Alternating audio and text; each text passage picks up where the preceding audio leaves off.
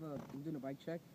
I have a 2013 Kink Liberty, Kink Uptown Bars, ODI Stay Strong grips, Kink Barons, Kink Strathner 2 forks, Mission Echo front hub, Lacetoon Alienation Black Sheep, Fit FFK white wall tire, Odyssey joystick peg, a Verdi peg, and then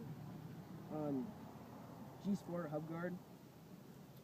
Right here we have the Shadow Crow Sprocket 25 tooth, Mission Transit cranks, stolen thermalite pedals, really beefy KMC chain. See, I have the Verdi X 1000 seat. It's a fat seat. It's pretty good. Mission setup down here, or seat post, whatever. Fit FFK white wall tire in the back. Mission reach back hub.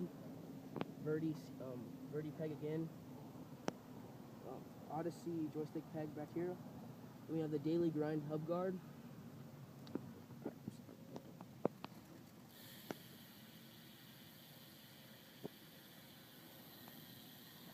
It's pretty good.